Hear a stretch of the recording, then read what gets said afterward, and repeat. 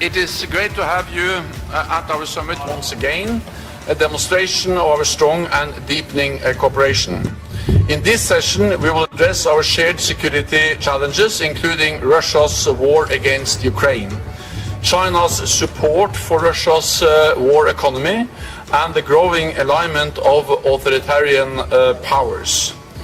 In response, we must work ever more closely together to preserve peace and protect the rules-based international order. This ends the public part of the meeting. I thank the media for joining us at the top of the meeting, and we will continue in just a moment. So, thank you so much.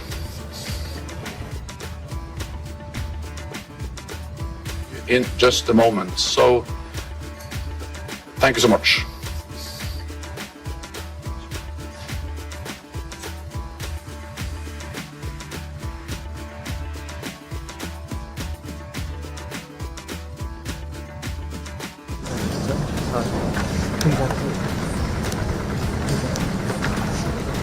Everybody needs to exit now, please.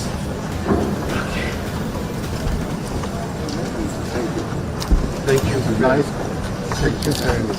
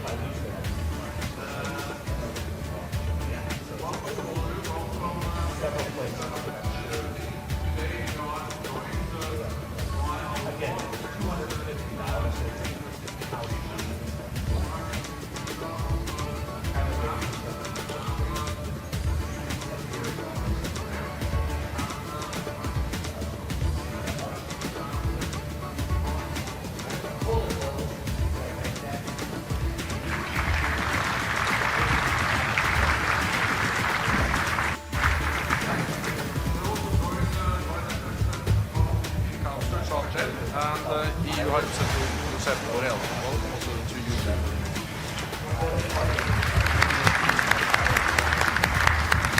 It is great to have you at our summit once again, a demonstration of our strong and deepening cooperation. In this session, we will address our shared security challenges, including Russia's war against Ukraine, China's support for Russia's war economy, and the growing alignment of authoritarian powers. In response, we must work ever more closely together to preserve peace and protect the rules-based international order. This ends the public part of the meeting. I thank the media for joining us at the top of the meeting, and we will continue in just a moment. So, thank you so much.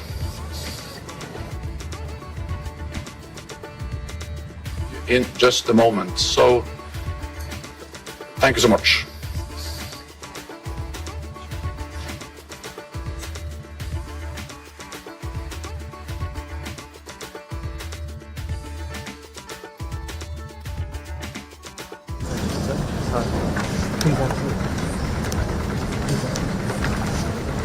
Everybody needs to exit now, please.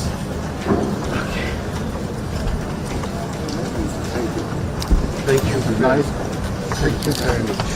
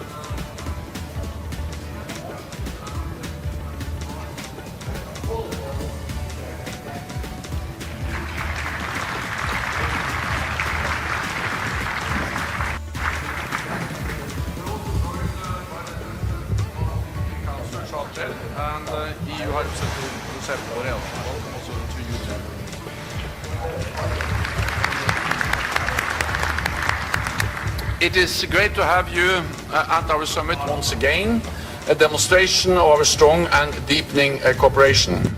In this session, we will address our shared security challenges.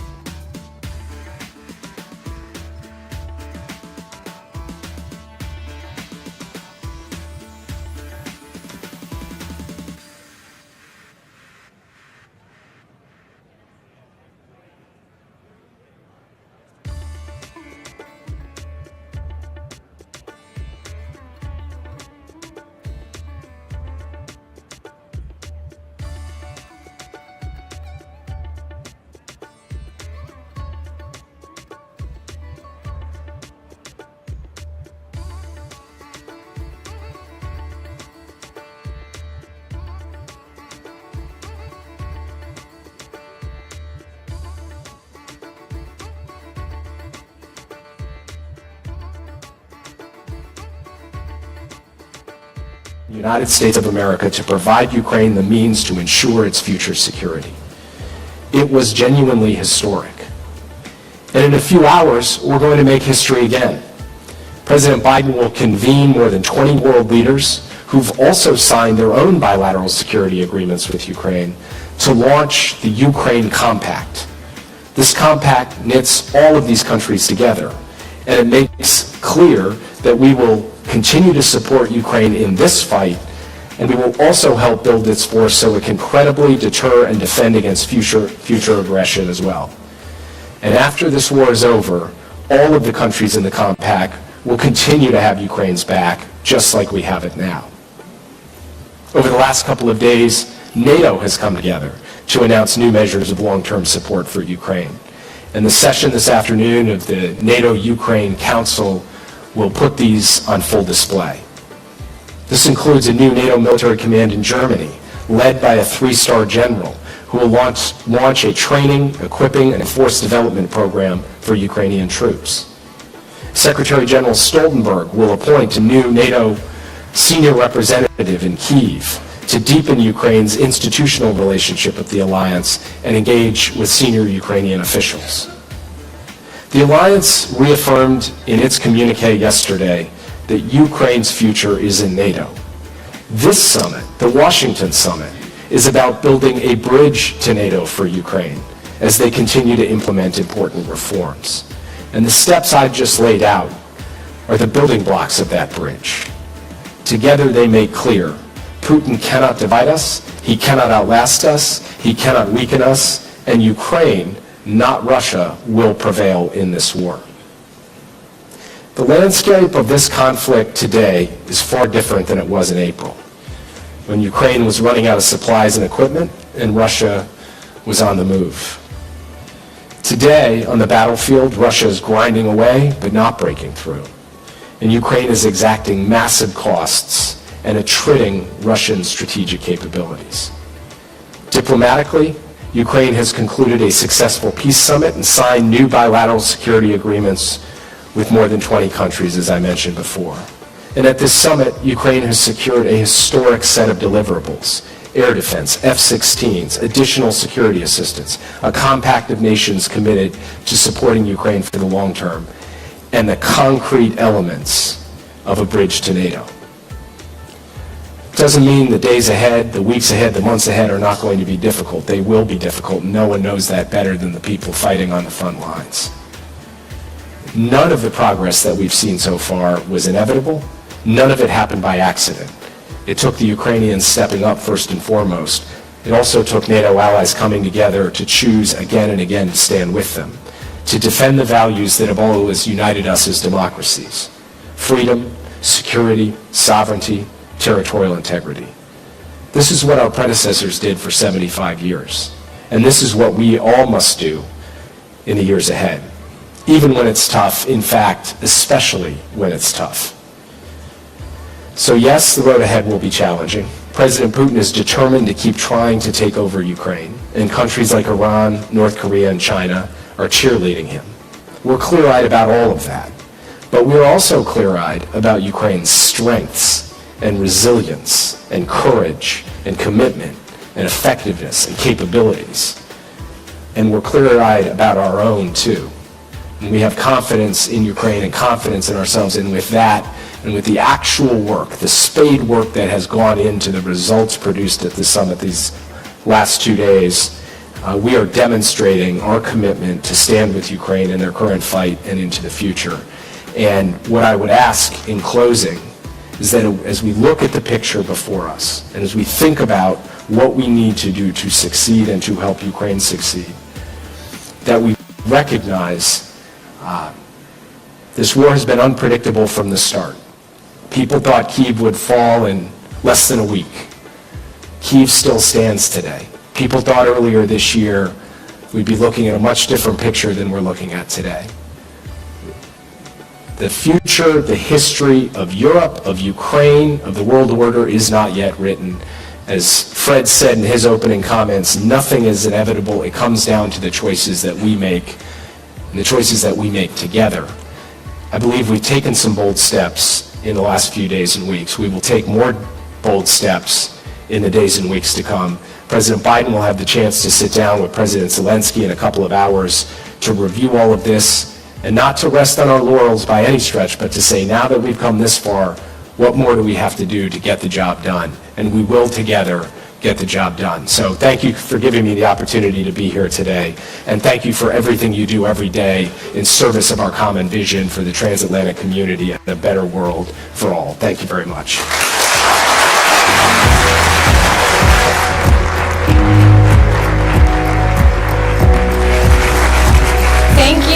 Thank you, Mr. Sullivan, for that lay of the land at this crucial time for Ukraine. Next, we will turn to a session on addressing the evolving threat of terrorism. Please join me in welcoming our next moderator to the stage, Elena Kudsko, the Vice President for Policy and Programming at GlobeSec. Elena Kudsko.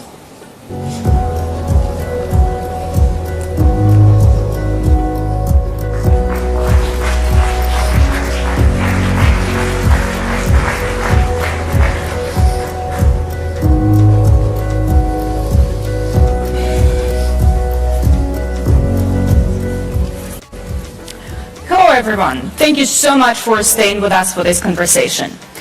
We all remember that the first and so far the only time when Article 5 of NATO was invoked was in response to 9/11 terrorist attacks against the United States. Today, national security frameworks, but also NATO, are prioritizing great power competition in their thinking about addressing security threats. Yet we saw also in the communique that was adopted yesterday that fight against terrorism remains a high priority. It definitely contributes to all three core tasks of the alliance. NATO also endorsed yesterday some of the new updated guidelines and frameworks on how we can better fight terrorism. We're very fortunate today to have two people who are very well positioned to help us understand it all. We have Tom Goffus, who is Assistant Secretary General for Operations and also NATO Secretary General's Special Coordinator for Counterterrorism. Welcome, Tom. And we also have Nick Rasmussen, who is Counterterrorism Coordinator at the Department of Homeland Security at the United States. Welcome, Nick. I want to start us off by having a bit of an assessment of the global threat environment and how terrorism features into it. Tom, I'm going to go straight to you. Can you share your thoughts on how you see the threat environments? Who are the actors, maybe activities and means of perpetrating or preparing the attacks that we should all be most worried about now? Thank you, and thanks for having me on the panel. As you've indicated, NATO looks at terrorism and takes it very seriously, and so we've been looking at the threat environment for a while, and I'd say in general three big trends that we see.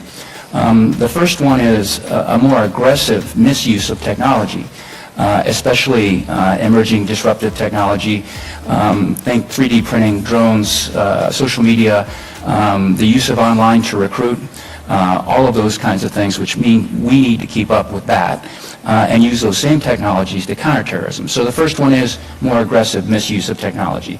The second trend, I would say, is that the big attacks still happen, but it's moved towards smaller lone wolf attacks, if you will, where they share ideology and inspiration, but they're not directed to by or part of these larger networks. And that increases the challenge in some ways because it's harder to collect intelligence on individuals, and it's harder for law enforcement to have conclusive evidence in order to intervene before an attack happens. So I think this move towards smaller, and we've had big ones and we continue to have big ones, 9/11, we had Paris in 2015, Brussels in 2016, and Istanbul in 2017 that were all larger. But we need to get our minds around these smaller attacks and how we do that. One of the key pieces on that is simply law enforcement, military, and intelligence need to talk more. And then the third and last thing that I'd point out is the move south of the center of gravity. For example, the global terrorism deaths in 2023, 48% of them were in the Sahel. In 2007, it was 1%. So that tells us that things are moving south. They follow chaos, they follow disruption, and we've had the most number of coups in North Africa in probably the last 6 decades. So those are the three big trends that we're looking at and trying to get ahead of and get our arms around. So that's Thanks so much. Nick, do you share this assessment? Sure. If you were talking to an American counterterrorism official, one of my colleagues across our counterterrorism community at present, you'd hear words like heightened threat environment, elevated threat environment, a more acute threat environment, a more challenging threat environment. And it goes to all of the issues that Tom just highlighted, but it also goes to the diverse array of different extremist ideologies that we're confronting in the terrorism world at present. So not only do we continue to face challenges from our foreign terrorist organization adversaries, ISIS, Al-Qaeda, and the global enterprise that is represented by each of those organizations, but we also, in many of our nations, perhaps even most of our nations across the alliance, have a set of actors that we would probably describe, using our terminology, describe as being motivated by racially or ethnically motivated violent extremism, something aimed at targeting some community based on their race or ethnic origin. And so the terrorism landscape gets wider and wider. And it's a bit of a contradiction or a conundrum, because I think we can certainly all point with pride to tremendous success that we've had, both as individual nations and as an alliance, in degrading some of our terrorist adversaries like ISIS and Al-Qaeda, and taking some of the sting out of the threat that those organizations represented for most or much of the period since 9/11. And yet here we are still facing those same sets of challenges. And I particularly point to ISIS-K, the ISIS branch located in the Central Asia region to include Afghanistan, as being a particularly acute and elevated threat concern at present. We've seen that group prove its ability to carry out lethal attacks in places like Russia and in Iran. And certainly there have been disrupted plots across Europe that have had an ISIS-K footprint or fingerprint attached to them. So all of that, if you talk to counterterrorism professionals, leaves us in the place we always are, worried, watching, and trying to do everything we can to manage and mitigate risk. Tom, can you help us understand a little bit the interconnection between the great power competition and the terrorism threats? The communique emphasizes once again that, of course, all the threats are interconnected. How are you thinking about the big conflicts that are happening either in Europe, in Ukraine, or in the Middle East? How do they fuel motivations or maybe means of actors to commit acts of terror? Great question, and part of it, and we've seen this in places like the Western Balkans, where some of the actors think that we're distracted by Ukraine. Those are exact words that some leaders in the region have told me, and what I do is try to refocus them on what are the biggest threats to NATO. Our number 2 document after the Washington Treaty is called the Strategic Concept, came out in 2022, and for the first time, terrorism was named as one of the primary threats. It's the most direct asymmetric threat to the alliance. And we now have defense plans, both for Russia and for terrorism. We have the most detailed plans against Russia in 30 years, and the most detailed plans ever for terrorism. So we see it, if it's not straight inspiration, it's distraction. And we need to keep our eye on that and what's going on. And I think Nick put it well, the potential for ethnic or racial targeting, terrorism, if you will, goes up whenever they feel like great powers are invested in other places like Ukraine. But trust me, we're paying close attention to it.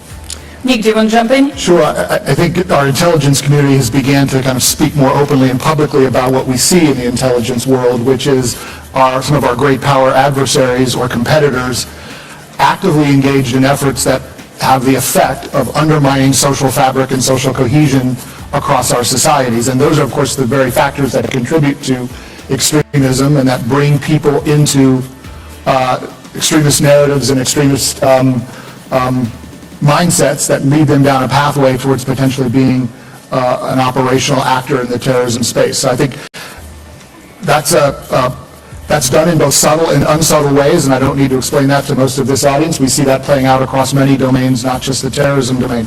The other thing I should circle back to, just to touch on, because we didn't talk about it in the very first question you asked, was the impact of the conflict in Gaza on the global terrorism landscape, I think, is hard to understate. One of my colleagues in our intelligence community has used the words, it's been kind of a supercharging of the global terrorism enterprise, and it sort of came at a time when we didn't need that. And I say that, the global terrorism enterprise, because even terrorist organizations which are not directly tied or connected to the Israeli-Palestinian conflict or the ways in which that conflict might ultimately be settled, are still finding ways to take advantage of that narrative, and the narrative that has sprung from events in Gaza since last October, and use it to animate, recruit, expand their reach to certain populations that were beyond their reach previously. And so it's just become an exacerbating factor, something that we didn't need on top of an already complicated threat picture. That's a very wide array of challenges, and Tom, going back to you, of course, NATO cannot address them all by themselves. You already mentioned that there is a family of plans, including a plan for the South, that's specifically connected to the threat of terrorism. Can you give us more insight what NATO is doing about terrorism, what it can do, and maybe a few words about your role to coordinate it all? Yeah, thank you. The NATO, the 2 documents that you referenced, we have a new policy guidelines and action plan that reflect what Nick has been talking about, the change in the threat landscape. And the idea that NATO looks for as an international organization is, how can we add value? How can we best do that? And these documents help us circle in on 3 main areas. The first main area is shared awareness. And we do that through many different mechanisms, one of which just met in Croatia. It's called the CT panel, and with sub-working groups. And we share information on the terrorism threat. The latest attacks in Russia, allies got together, shared the information so that we're on the same playing field in terms of knowing what's going on out there. The second area that we work on, as I talked about the misuse of technology, is our use of technology to counter terrorism. So we're working on counter-drone technology, biometrics, shared battlefield evidence, and technical exploitation. And then the last category, and this is one where we're very active, is capacity building. Specifically, we're focusing, as things moved south into the Sahel, on some of our southern neighbors and partners like Mauritania, Tunisia, Jordan, all have lines of effort that work on capacity building for counterterrorism. With Mauritania, this is what they've asked for and what we can provide, which is maritime domain awareness and the ability to conduct intercepts in the maritime domain if needed. So capacity building is one of the big things NATO does. It's our outreach. We also reach out and engage the EU, the UN. We actually had a capacity building package with the UN to help them train peacekeepers on counter-IED, for example. So those are the three areas: awareness, shared awareness, capacity building, and then capability development. Nick, two things that Tom said, and I want to follow up in depth with you. First one, intelligence sharing. That's a famous, maybe blind spot that we have in the alliance. We have so much of it, and yet we're not that good at sharing it, both between the countries, but also within the countries. Can you give us assessment? Are we making progress? Have we gone better at that? And maybe where do you still see challenges? Sure, it's a great question, and I think let me put that also in the context of a resource environment that looks different today from a counterterrorism perspective than it has looked for most of the post-9/11 period. If you think of most of the post-9/11 period, terrorism or counterterrorism resource requirements would have been at the front of most any line to be met across our various systems, certainly here in the United States. Now, of course, there are a wide array of pressures on the resource pie. Great power competition foremost among them, but other national security challenges we face. So in the counterterrorism domain, we're having to either hold steady or in some cases even make do with less. I'm getting to the point here because that puts a premium on cooperation and engagement with partners, even more so than ever more so. We are not in a position globally in every place, in every country, at every time to gather the kind of intelligence we would need as Americans to carry out to meet our counterterrorism objectives. We need to be partnered with not only longtime friends and partners like we have in the alliance, but also sometimes non-traditional partners that we work with in specific regions around the world out of shared interest in preventing terrorist attacks. So I guess I would say a lot of the intelligence sharing that we do will still happen most effectively in slightly narrower bilateral channels than it will happen in large-scale multinational fora or settings like NATO. That said, establishing that common shared understanding, that shared intelligence picture that allows us all to resource appropriately, identify priorities appropriately the way Tom was describing, that's an essential pillar of cooperation in a context like NATO's. You're in a very tough spot. It seems like you have a broader set of challenges in front of you, very different ones, but fewer resources to address them. So thank you for the work you're doing. And I'll stick with you for another point that Tom was mentioning earlier, and you alluded to it as well. It's the impact of emerging technologies on the terrorism. We talked about that there's things like 3D printing, social media, that all affect the ability of terrorists to perpetrate attacks, plan for them, recruit people. What's your take on that? But also, can you tell us a little bit how we can be using technology to address the very same threats? Again, great set of questions, great set of important set of challenges. I think one of the things that we as the United States and we as Western partners have long enjoyed is a technological advantage over our adversaries, to include terrorist organizations. I would argue that that gap is narrowing, not in our favor at present. And you just simply need to look at some of the modern technologies that are available to you on your cell phones as evidence of that. If you can communicate with your loved ones in an encrypted application that is outside of a government intelligence organization's reach, so can fellow or conspirators looking to carry out a potential terrorist act. And you've certainly heard our FBI Director Chris Wray and other members of our intelligence community speak to the challenge that encryption places. on us in terms of getting ahead of terrorist plotting, being able to gather the kind of anticipatory warning and intelligence that would allow us to disrupt plots before they take shape. That's not to say or argue that we shouldn't be looking, or that we shouldn't be embracing these modern technologies to include encryption. They enable a wide array of very positive things as well. I'm just pointing out they come with challenge as well. And I guess the way I look at the technological challenge right now is a bit of cat and mouse, or a bit of a race to try to stay one step ahead of our terrorist adversaries so that that technological edge that we've enjoyed for most of the last 20 years in the post 9/11 period does not get narrowed too significantly. And then lastly, some of these tools are also tools we can put to use in our own defense and to enhance our own counterterrorism capabilities.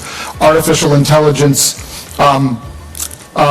is now being put in service of efforts to look at large data sets that will help us assess patterns of terrorist movement and migration across the globe, for example. Help us understand what populations of concern might be worthy of greater intelligence focus. We can use these modern technologies to help us be more effective and more efficient in our intelligence work as well.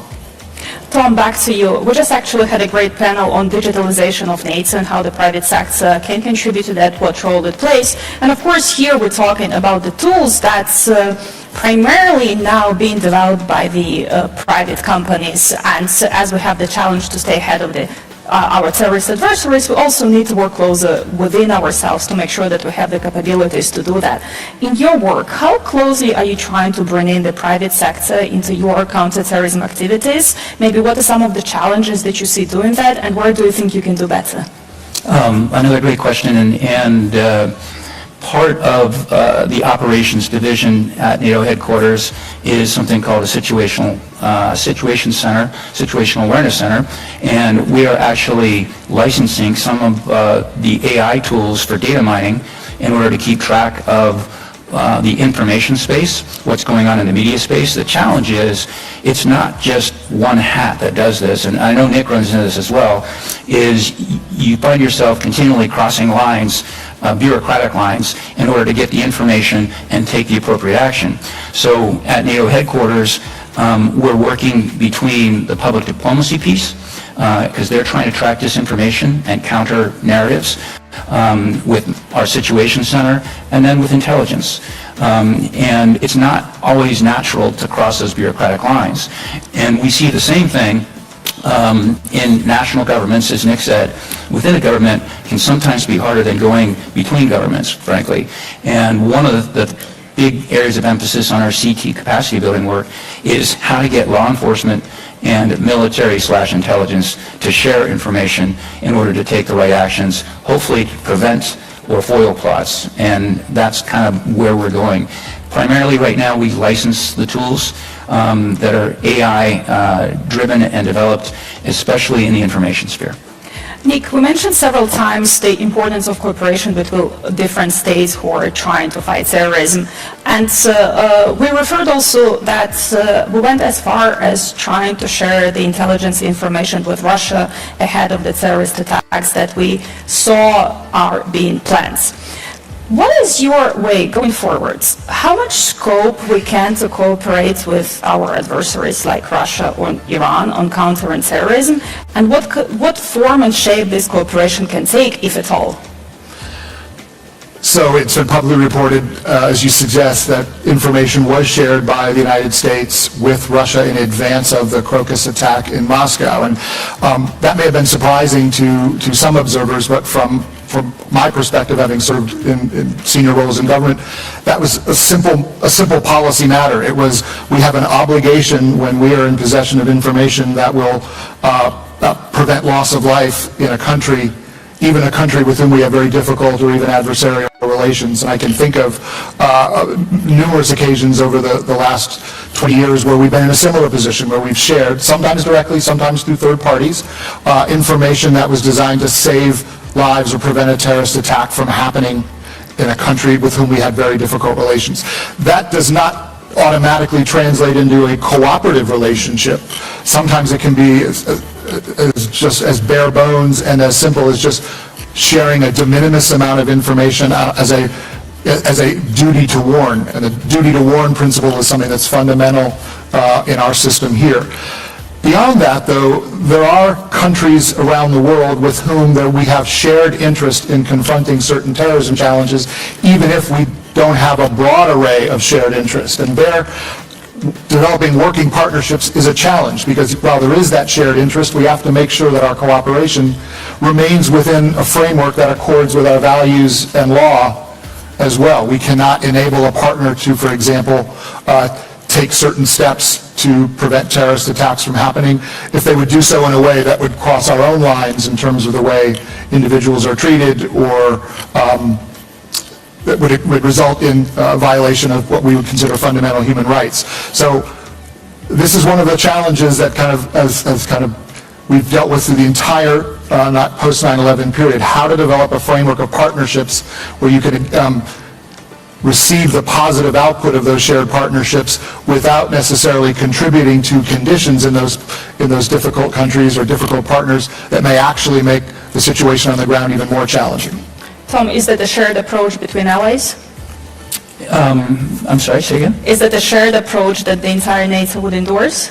I think the way that Nick put it was excellent. There's a duty to warn, and then there's also the left and right limits of making sure that we're not providing information that somebody's going to use to violate human rights, for example. So I think it's a tough road to plow, but I think Nick parameterized it very well. We're running out of time, so I'll sneak in one more question to both of you. There's a lot of ways how terrorism can be done today. Going forward and looking into the future, what do you think is the next big thing?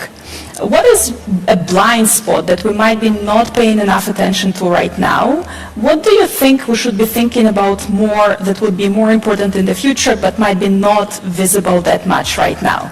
And Nick, I'm going to go to you first. Sure, I wouldn't necessarily think of it as a blind spot, but something I worry about quite a bit looking into the future is the non-kinetic attempts by terrorist actors to have impact on our societies. We all worry about the kinds of attacks we see today, bombings, shootings, stabbings of individuals or in highly public settings. But of course, we also know that terrorist actors have broader ambition than that. They seek to engage in activities that would target our critical infrastructure, whether that's through cyber means or some other means. And so while they have, to date, been less than completely successful at widening their skill set to the point where they can threaten our collective critical infrastructure in that way, that is one of the asymmetries I worry about the gap closing over time. Tom, what are you worried about? I agree some of the non-kinetic pieces, specifically the undermining of our democratic institutions. I really worry about that, and there are a lot of elections coming up. Safeguarding that process is critically important, and the credibility of that process. The second thing I would probably highlight is geographic. Central Asia has the potential, given what's going on in Afghanistan right now, to be a net importer of a potential terrorist activity. And so capacity building with Central Asia might be a spot that I'd look for in terms of what we should do. And then Nick highlighted this earlier, and the Houthis in the Red Sea really point at how disruptive they can be now that they've adopted and have technology that threatens air and missile defense really hardcore. I think that's the third area that we're becoming aware of, partly because of Ukraine, but these kind of weapons and those kinds of hands make it tough. Thank you so much both for taking your time and for sharing your insights with us. Fighting terrorism is the definitely whole of society approach, so we'll do our part to help you do your job. Thank you so much. Thank you.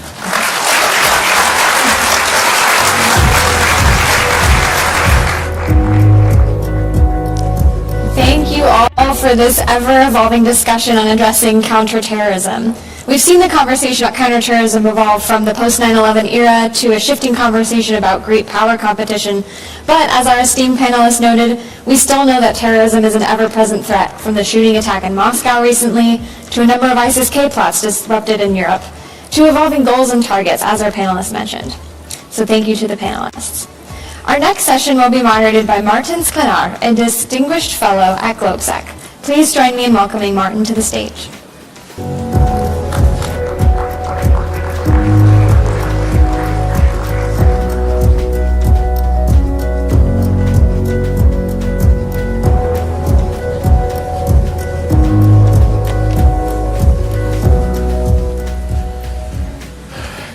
Good morning, everyone.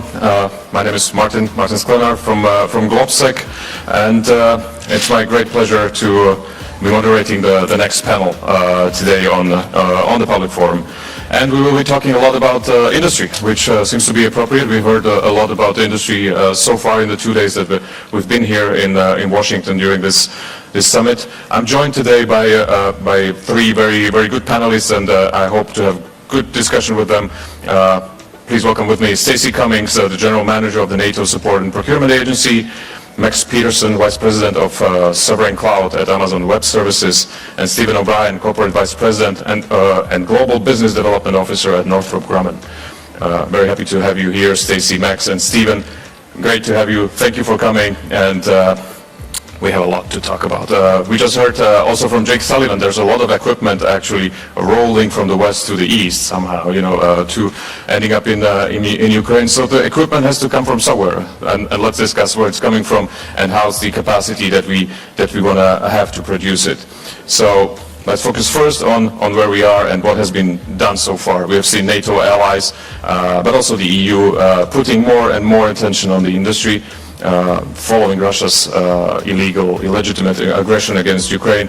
We have seen defense budget rise. We have, as part of NATO's defense investment pledge, including the commitment to spending 20% of that, and this is, some large amounts of money that are going into modernization of the equipment. And we have seen orders. We have seen actually orders being placed, significant ones, and we have seen political statements from NATO allies and NATO officials on the need to expand industrial capacity.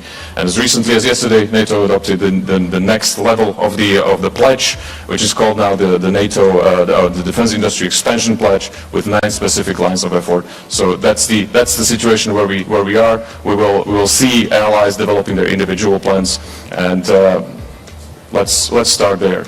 Allies will let us know what is actually the demand. How do we set this what do we do with the demand now? How do we define it? What is the situation, Stacey? If you want to share with us how did the role of the industry change after the aggression in Ukraine? How is it connected to the deterrence and defense that we talk about so much at this summit?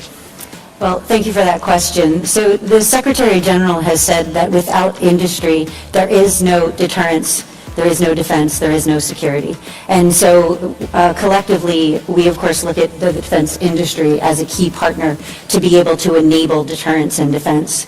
When we look at the changing demand signal, you mentioned increased defense spending and that focus on not just buying to replace the stocks that have been diminished through donations to Ukraine, but also looking at how do we ensure that allies are buying the next generation, the most modern defense equipment that they can, and also with a focus on moving beyond interoperability to interchangeability and commonality. And so as this creates an opportunity for nations to actually work together to buy common equipment so that when they're operating together, they're operating the same equipment, but also designing commonality and interoperability in from the very beginning of the life cycle of a weapon system. And that's where my agency, NSPA, can play a very strong role in aggregating demand, but also in bringing together common requirements and sending that demand signal to industry in terms of a contract, a funded contract, which allows industry to make the investments that they need to increase capacity, and it allows nations to buy together and get economies of scale at the same time, and I'll repeat myself, a common solution that has the benefit of commonality in operations, but also from a supply chain perspective. Great, thank you very much. And we'll speak about the signals. They seem to be important in this discussion. But first, Stephen, we do need capacity. I mean, this is about how do we get to more capacity, and we need it quickly. How do we do that? How much has the industry already done? Please share with us. Well, we've invested quite a bit, and I think you've got to be innovative beyond that. For instance, I was at the Ukrainian embassy yesterday, where we have an agreement now for the first U.S. company with co-production in Ukraine. Signed for the first time, we'll be producing it in Ukraine by Ukrainians with the cooperation of a U.S. company, in this case Northrop Grumman. And those kind of innovative approaches not only help Ukraine meet its desire to be part of the arsenal of democracy, but it also expands capacity that we need desperately across the world. So it's not just the capacity we're looking for in the United States, it's those co-productions, co-development, and partnerships that are going to expand capacity across the whole region in the arsenal of democracy, because it's no longer in one particular country, it's worldwide. Great, thank you very much. And, well, Max, how do tech companies come into the picture? And how do you add to deterrence and defense in this sense?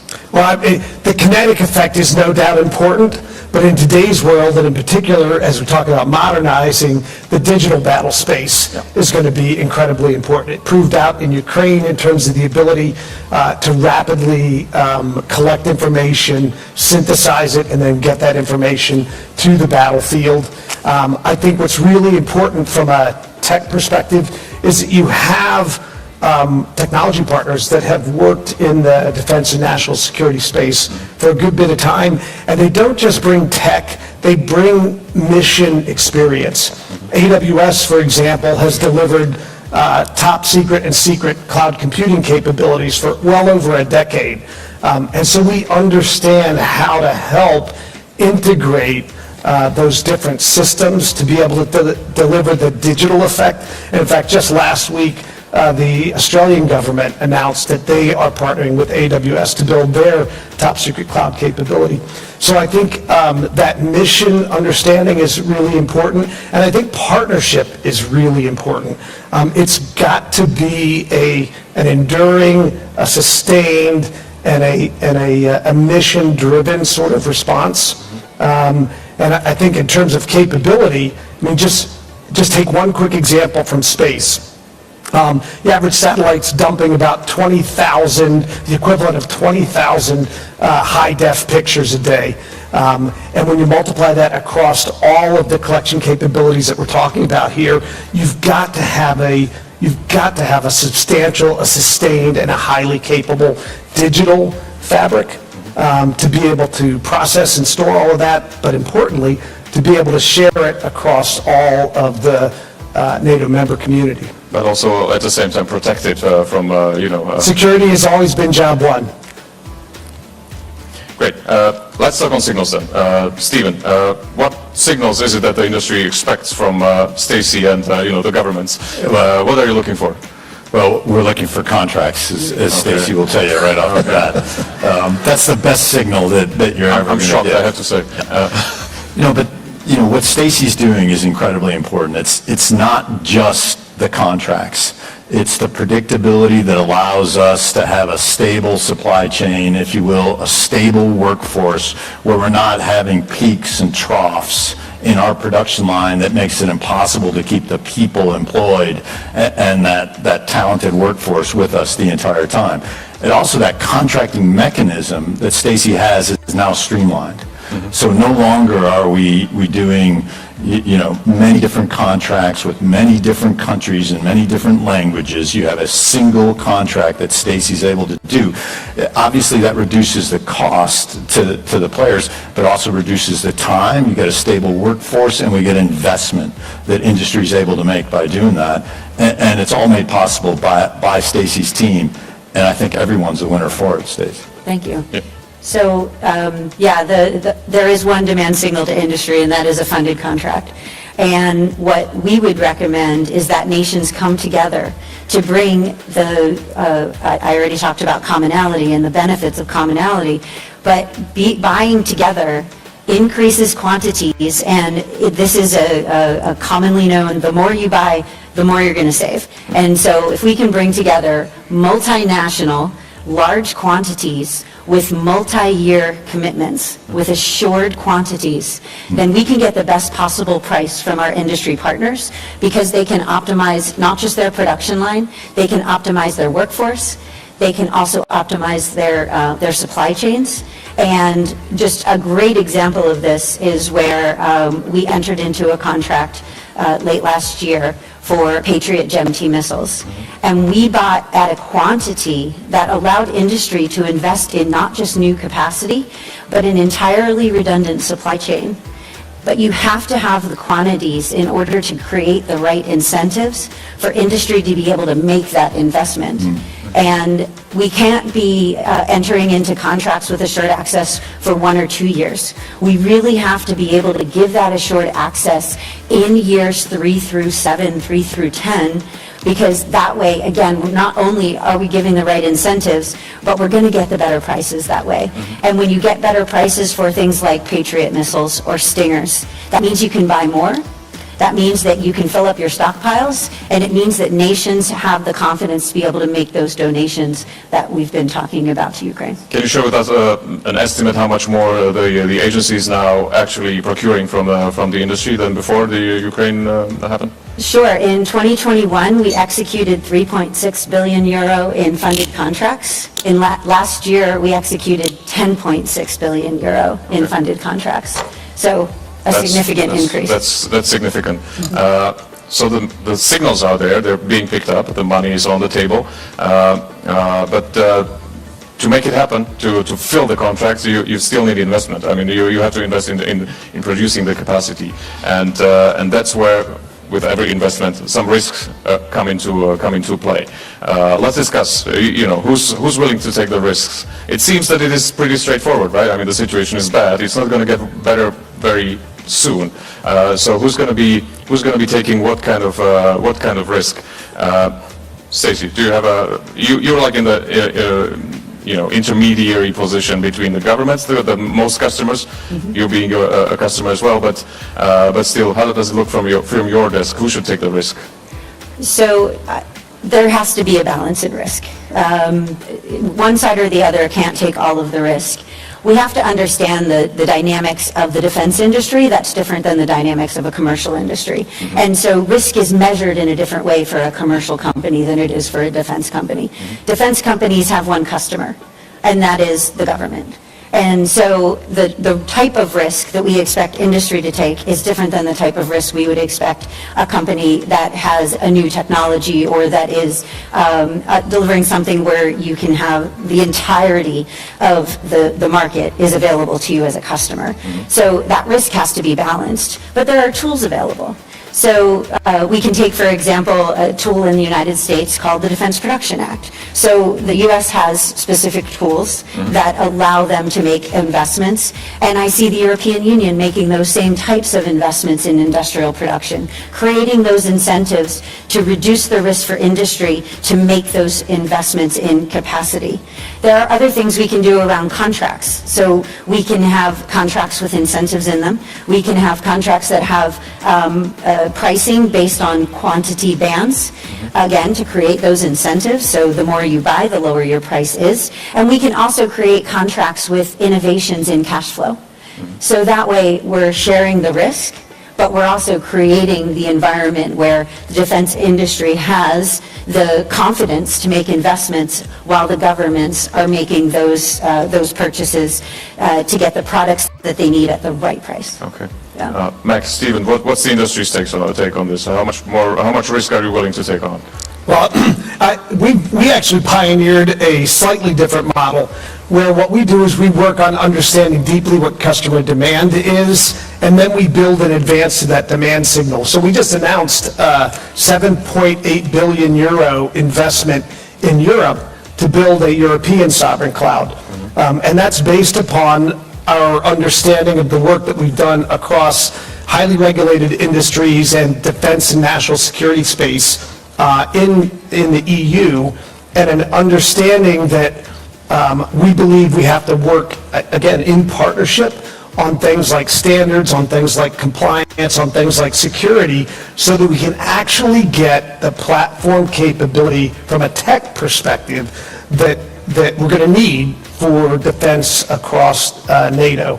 And that includes in particularly the ability to interoperate with the U.S., with Canada, and with, with all of the member partners. So we make those investments in advance, and we anticipate customer demand. That's the only way to really get hyperscale cloud capability. Slightly different than some other industry partners. Yeah, the more traditional one. Stephen, are you okay with the traditional industry denomination? It is. It's, for us, it's about partnership. Stacy will tell you that whether the prior items we were talking about with contracting or as we put demand in, there is no way we succeed without one another. And governments and industry on that partnership and bringing the business cases that are sometimes difficult for governments to see, whether it's the other companies that are going to invest in with us, other countries that are going to invest on this, all to meet the demand that we foresee it and lay it in. But we can't have excess demand without a partnership to absorb that extra cost for surge capacity. So the traditional commercial model of build it and they will come, we really have one customer, and the build it and will come is a partnership that we look forward to the demand signal together, and then we put innovative business cases and investments in there to build toward that demand. I understand that, and it seems that this is the time now for building it because they will come. I mean, it looks like everybody is coming this way.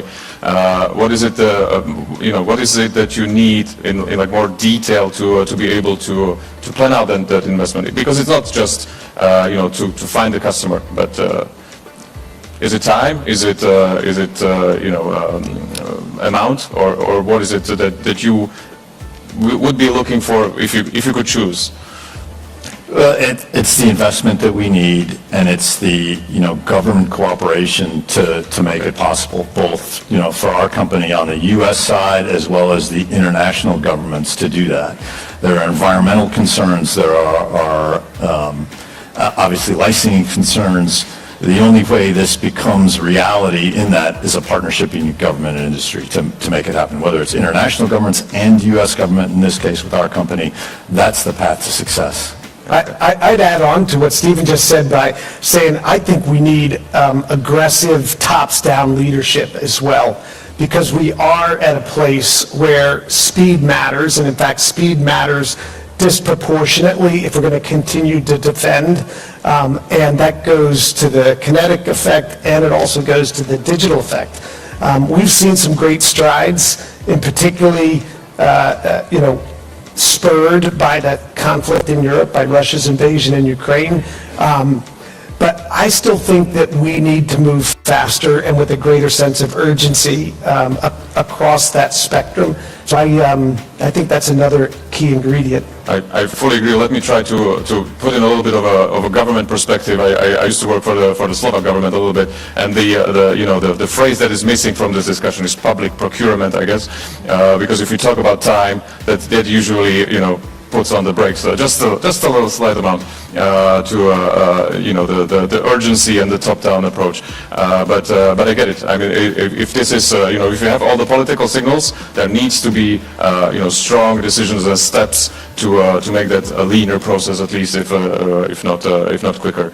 But let's try to address. So, how much capacity do we need? How big are the muscles that we are flexing here, and how much time do we have to get there? Stacy, you want to try? So I think the challenge that we have in defining from an industry perspective, how much do we need? You're looking across multiple nations that have sovereign decision-making. Nations can come together when they choose to, and of course, we have a ready-made platform to incentivize nations to come together and to consolidate their demand.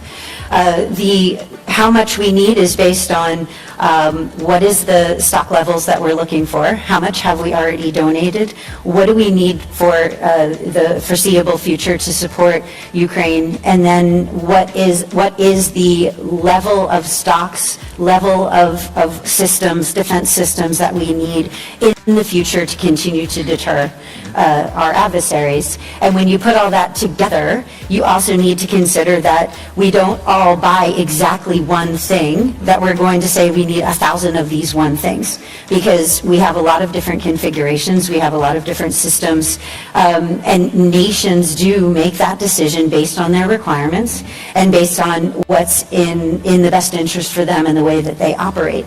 And so the idea that we can say, well, we know we need a lot, so industry should start building it.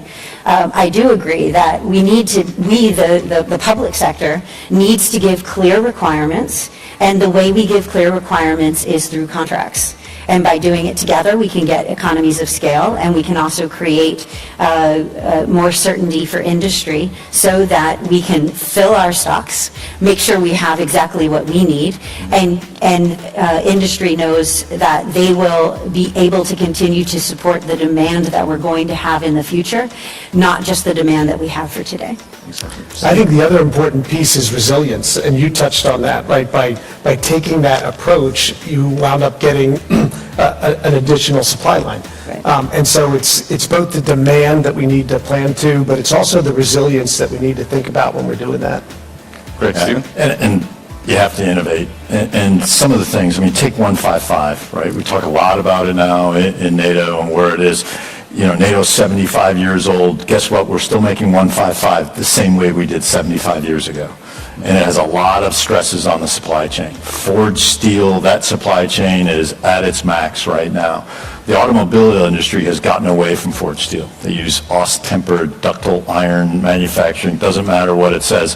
What it is, a much larger supply chain where you can use that to build the shells that go into 155. We're already doing it on the Navy 5-inch guns. Why not bring it into 155? Another way you can innovate, even on something like 155, just like we did on JDAM, which is an aviation weapon, but 155 is a ballistically guided round of artillery. In other words, it's just gravity fed. It's not as accurate as we want it to be.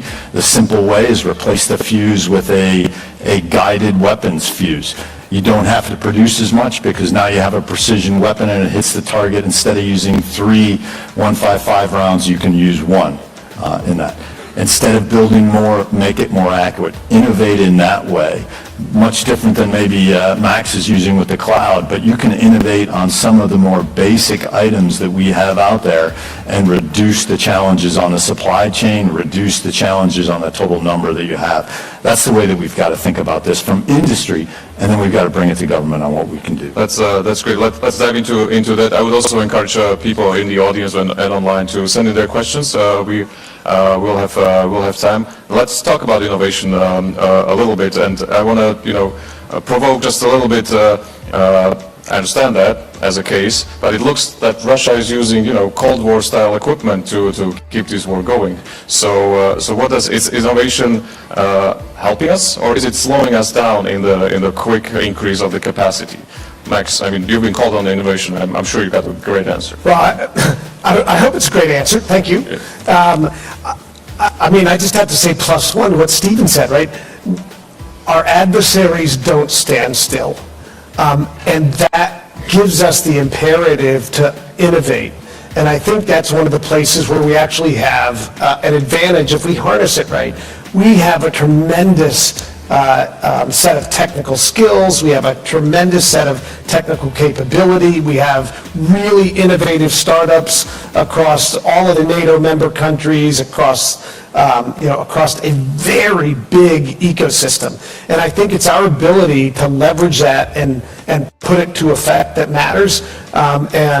I think you take a look at what we've been able to do with drones and sensors and things like that. And if I can build on what Stephen said, not only is making the munitions smarter important, but actually being able to understand the effect in real time and movement and run the analytics in real time to figure out where the next round goes and the next round goes. So I think we absolutely have to keep the imperative and the speed on innovation, and we need to think about it in a comprehensive sort of fashion. So don't just innovate on the tech. It needs to be innovation across tech, across battlefield commanders, across industry, and you know, I'm excited because we do a ton with Northrop Grumman already in terms of innovation across those platforms. Stacey, how is the NSPA pushing innovation in this? Yeah, great question. So you brought up the term public procurement that kind of has a bit of an attachment to long bureaucratic processes. But as an acquisition professional, I would say that you can innovate across the entire life cycle of requirements all the way through in-service for a defense system. So when we look at generating requirements that are more outcome-oriented or operational requirements, so that we give industry the opportunity to propose back to us more innovative solutions to meet our requirements, instead of saying, I want what I had before, I just want it to be newer.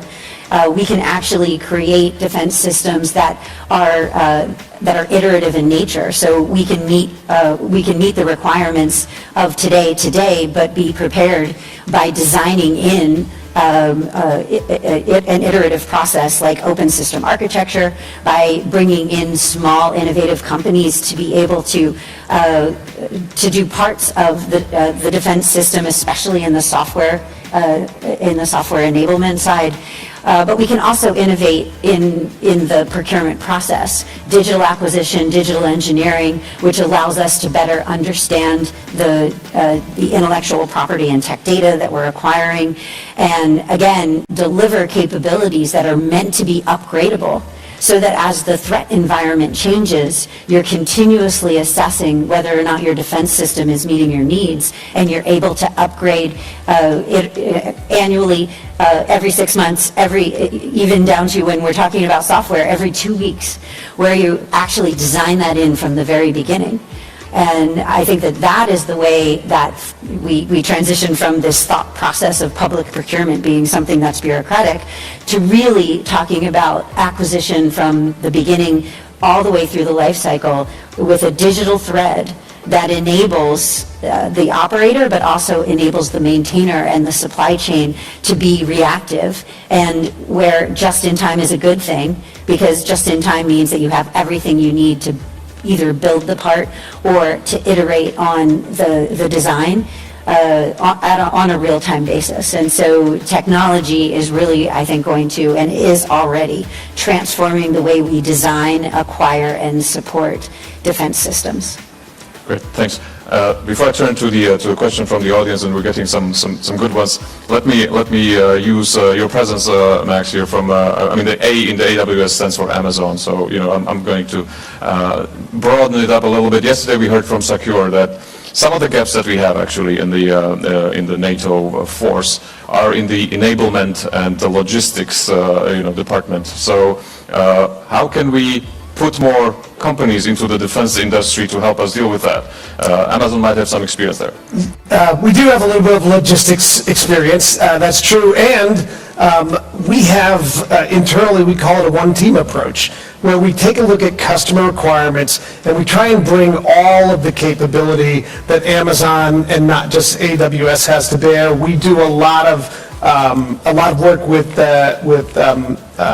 the transformation organization and General Lavini's organization, including where we've brought logistics skills to the forefront to do pilots on logistics, including where we bring another Amazon company. It doesn't start with an A, starts with a K, Kuiper, which is a geostationary, or a low Earth orbit satellite system. Will be comprised of some 3,200 satellites to bring communications to bear. So, I think you're spot on.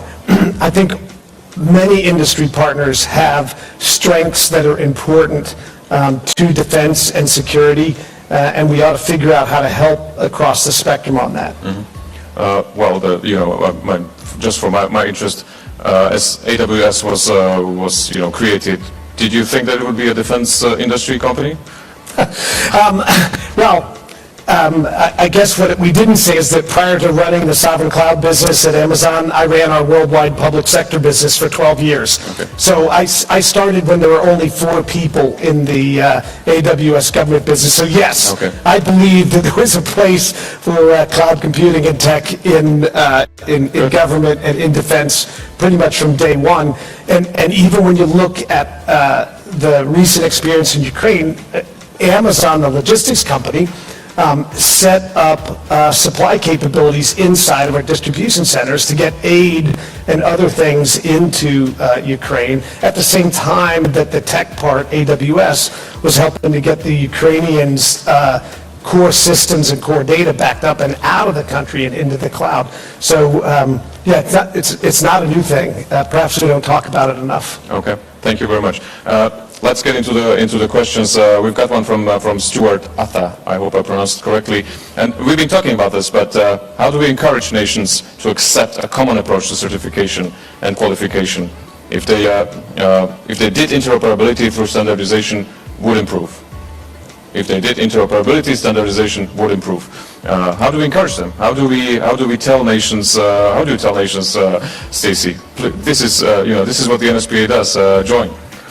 It is what we do, and we have 38 support partnerships. So those are partnerships where 2 or more allies, and in some cases up to 29 allies have gotten together to say, we're going to buy things together.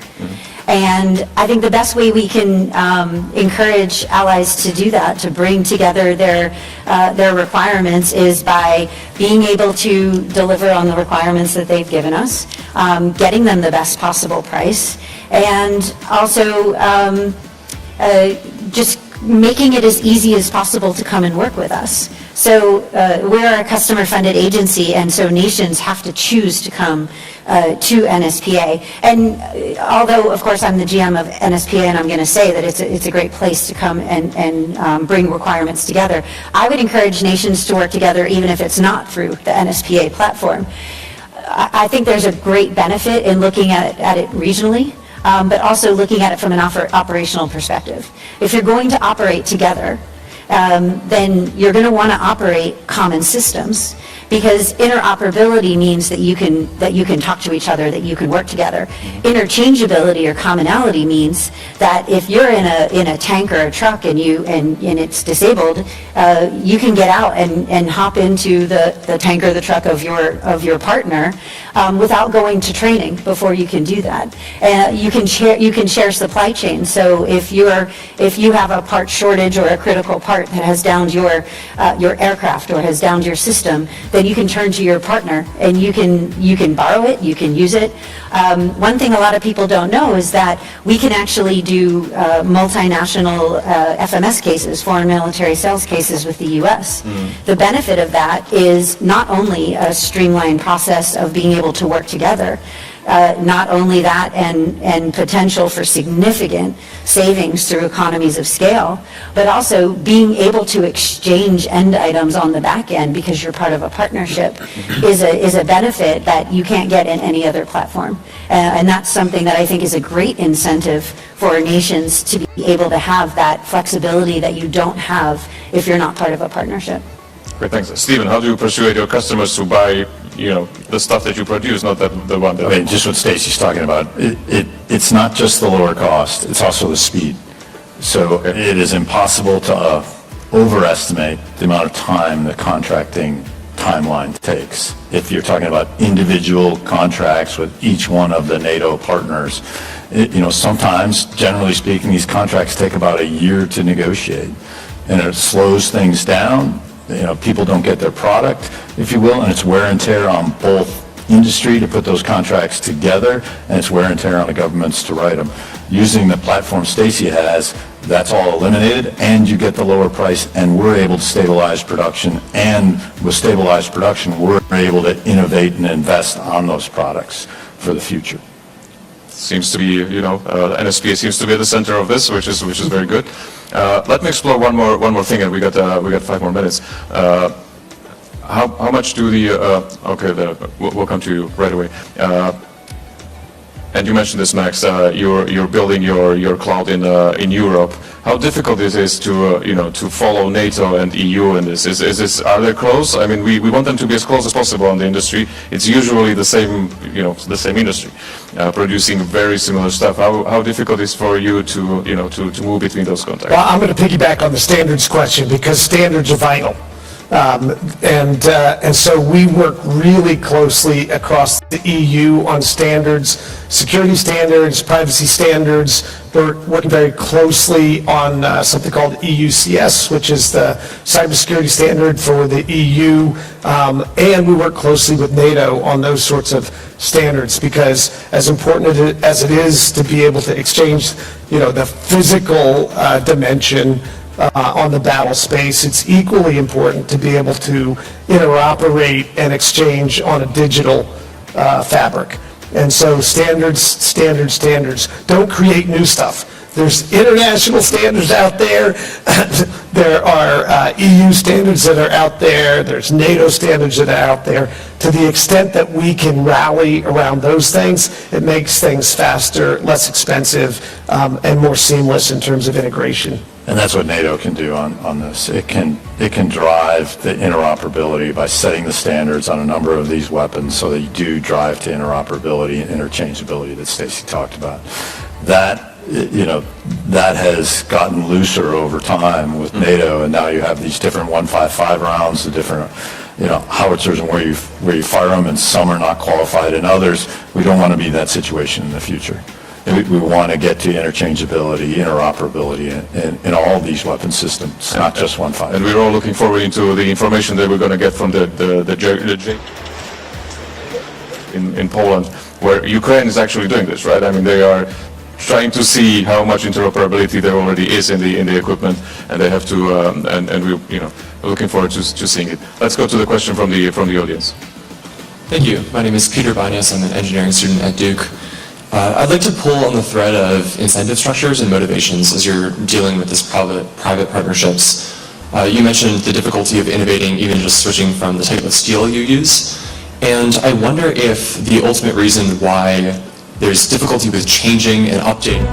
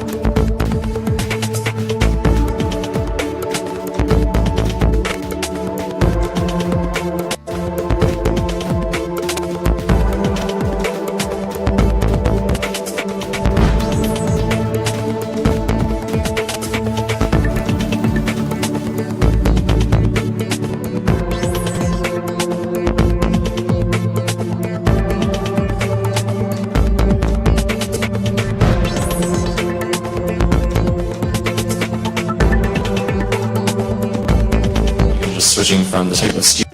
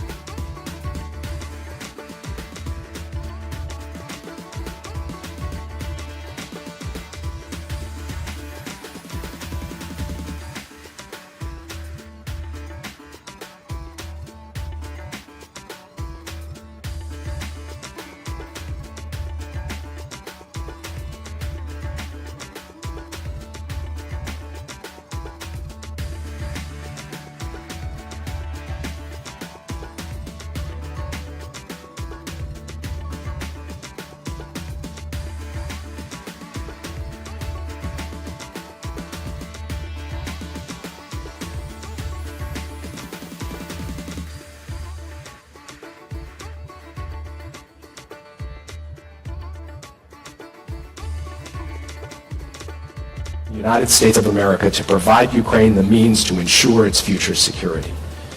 It was genuinely historic. And in a few hours, we're going to make history again.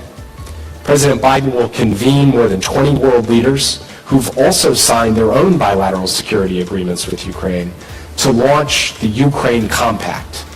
This compact knits all of these countries together, and it makes clear that we will continue to support Ukraine in this fight, and we will also help build its force so it can credibly deter and defend against future aggression as well. And after this war is over, all of the countries in the compact will continue to have Ukraine's back, just like we have it now.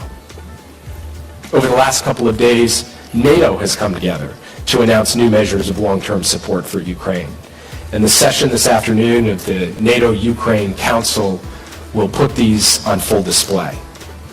This includes a new NATO military command in Germany, led by a 3-star general, who will launch a training, equipping, and force development program for Ukrainian troops. Secretary General Stoltenberg will appoint a new NATO senior representative in Kyiv to deepen Ukraine's institutional relationship with the alliance and engage with senior Ukrainian officials. The alliance reaffirmed in its communiqué yesterday that Ukraine's future is in NATO. This summit, the Washington summit, is about building a bridge to NATO for Ukraine as they continue to implement important reforms. And the steps I've just laid out are the building blocks of that bridge. Together they make clear Putin cannot divide us, he cannot outlast us, he cannot weaken us, and Ukraine, not Russia, will prevail in this war. The landscape of this conflict today is far different than it was in April, when Ukraine was running out of supplies and equipment and Russia was on the move. Today, on the battlefield, Russia is grinding away but not breaking through, and Ukraine is exacting massive costs and attriting Russian strategic capabilities. Diplomatically, Ukraine has concluded a successful peace summit and signed new bilateral security agreements with more than 20 countries, as I mentioned before. And at this summit, Ukraine has secured a historic set of deliverables, air defense, F-16s, additional security assistance, a compact of nations committed to supporting Ukraine for the long term, and the concrete elements of a bridge to NATO. Doesn't mean the days ahead, the weeks ahead, the months ahead are not going to be difficult. They will be difficult. No one knows that better than the people fighting on the front lines. None of the progress that we've seen so far was inevitable. None of it happened by accident. It took the Ukrainians stepping up first and foremost.